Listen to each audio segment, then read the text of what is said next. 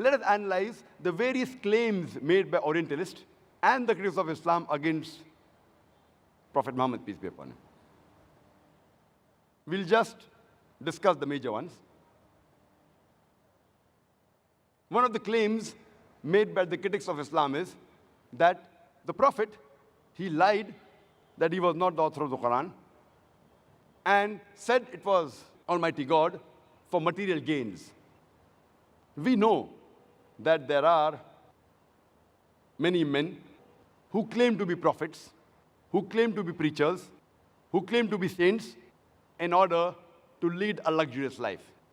And we have hundreds and thousands of examples in this world today also. But if we see the lifestyle of the Prophet, he led a more luxurious life before he claimed prophethood than after he claimed prophethood. He was married at the age of 25 to a rich lady by the name of Khadija, may Allah be pleased with her.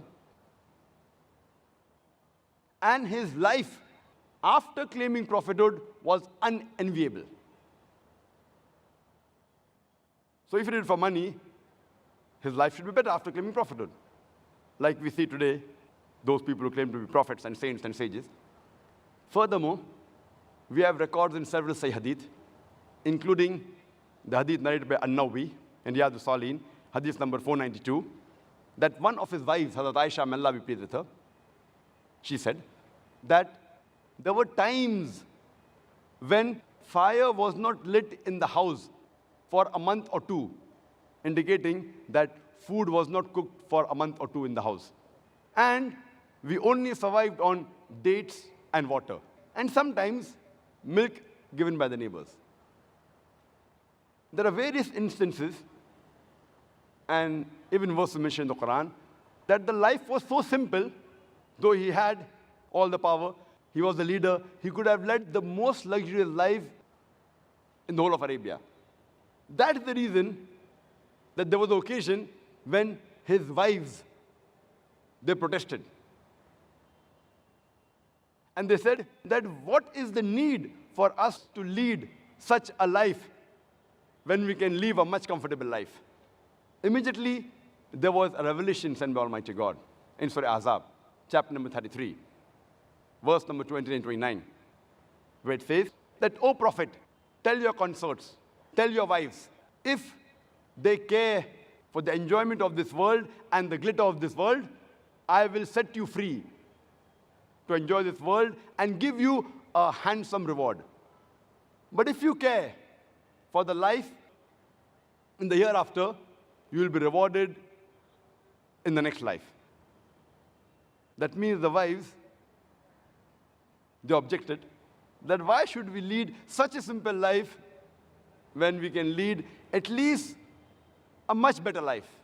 And immediately the wahi was revealed. But natural wives of the Prophet, then they asked for forgiveness. And they preferred the life in the hereafter than this world.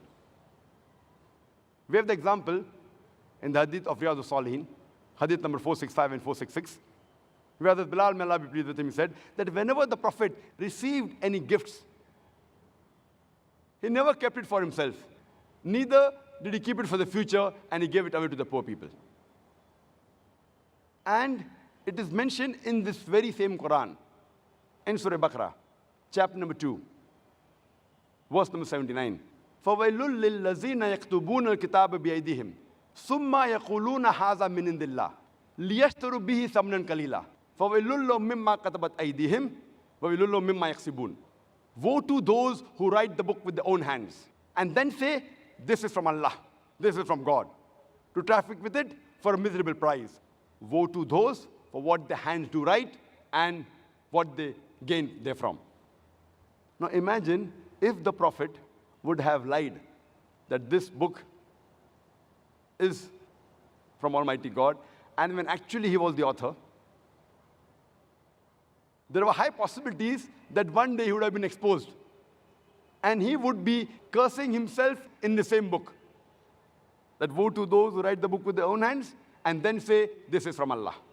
If he would have written the Quran and attributed it to Almighty God would have ever mentioned in such a verse in the Quran.